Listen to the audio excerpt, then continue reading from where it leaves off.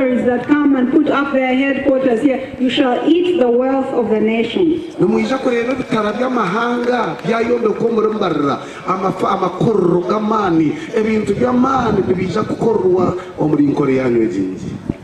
It says you shall, instead of shame, you will have a double portion.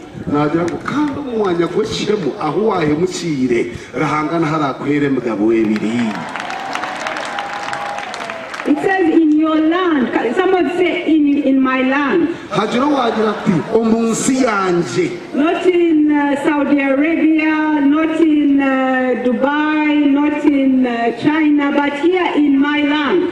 Saudi Arabia, Dubai,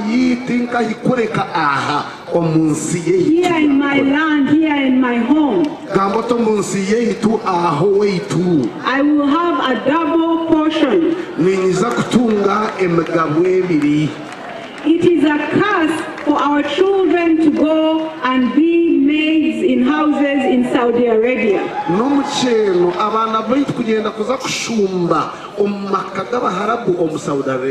It is a curse. Because God wants us to be blessed in our land, here on this land. So we want to break that curse of our young people going and getting jobs in other places where they are working as maids in homes.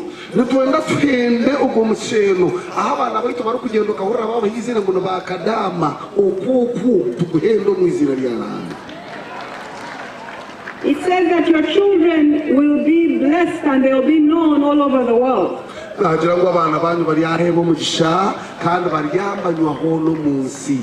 When you see Cheptegei and Kiprotich and all of our runners when they are raising the flag of Uganda internationally, that is a blessing which comes from God.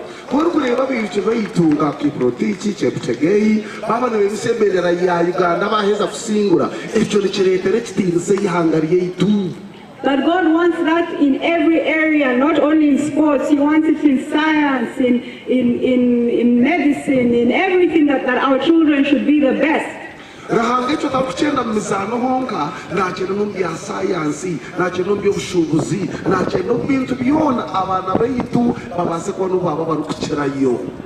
The Bible says that just like a bride and bridegroom put on, clothe themselves,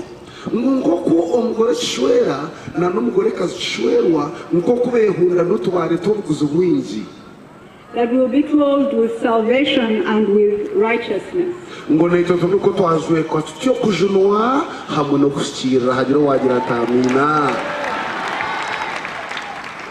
So in some parts of our country, we are not clothed in salvation, we are clothed in wickedness.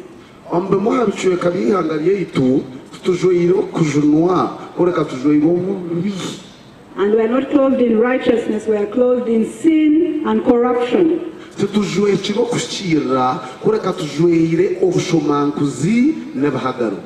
we have come here to the headquarters of the revival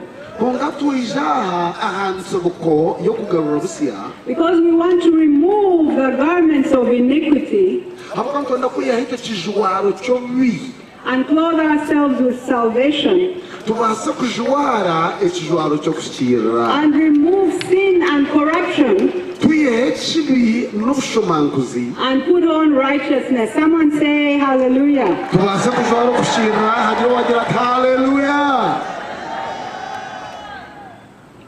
God is the one who plants righteousness. God is the one who plants righteousness. We can have the police, we can have anti-corruption, but if we don't change in the heart, we will continue to sin. So as we prepare for communion, I want us to read Exodus chapter 12.